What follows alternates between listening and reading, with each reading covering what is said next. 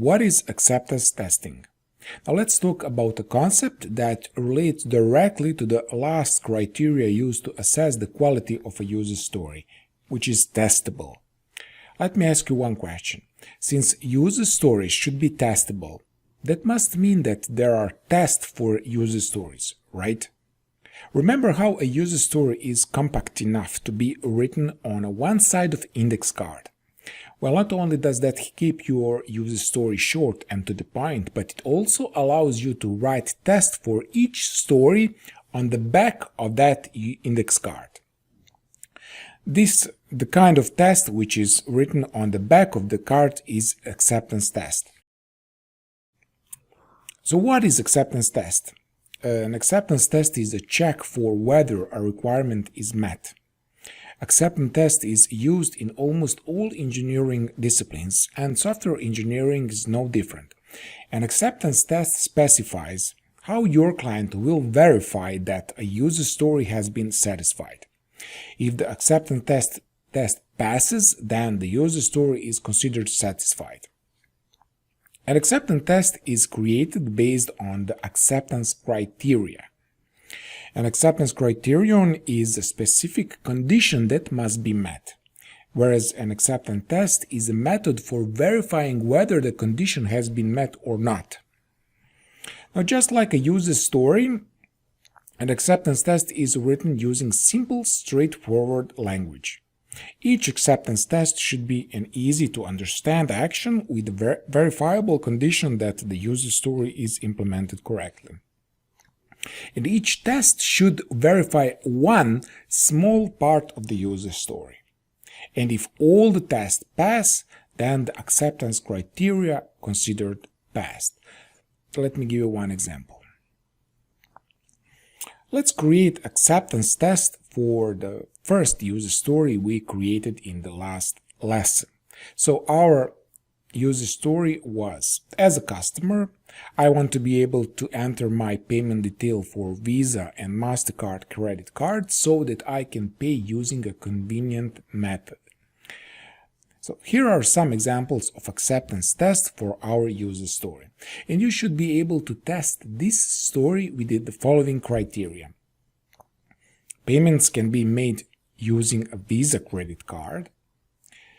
Payment can be made using a MasterCard credit card.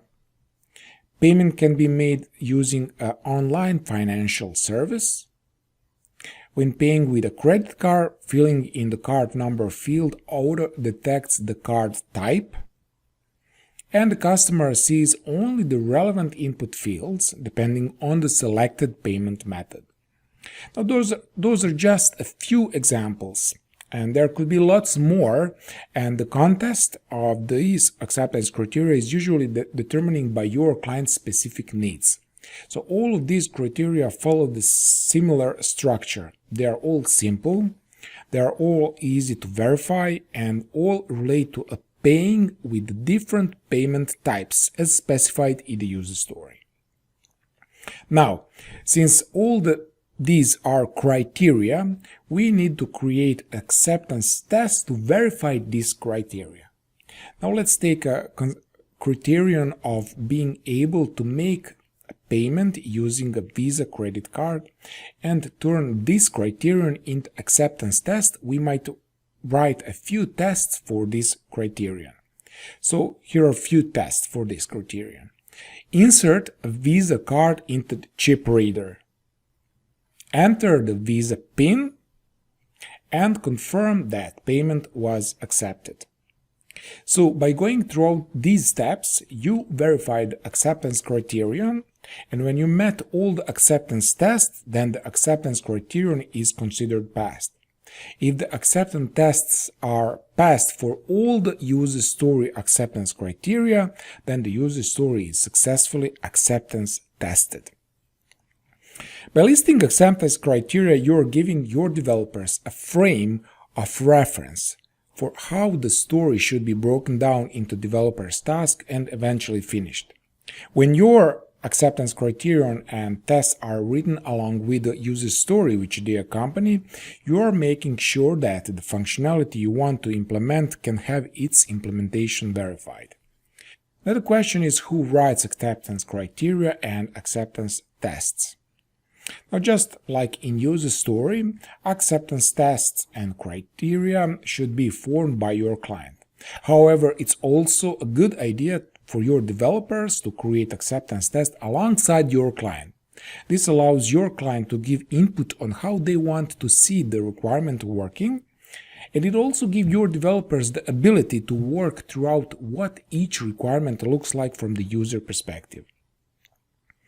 So your client gets a big say in what the product does, and the developers can visualize how each feature will be built. So thinking through each requirement like this will also help you avoid creating the ever-fearing epic user story. So too many acceptance criteria for one user story probably suggest that you could break this user story up a little bit more. So the main takeaway from this lesson is to remember that the acceptance test is just a list of simple conditions to check whether a user story is implemented correctly. They can be verified straightforwardly and make it easy for everyone in the project to think about what each feature does. Okay, now can I ask you again to practice this by yourself? Choose any user story that you would like and add acceptance criteria and tests to verify that you did a good job. I want you to make the most out of this course. I want you to learn this, and the best way to learn this is by doing it yourself. So please pause this course and do your work now and share your results.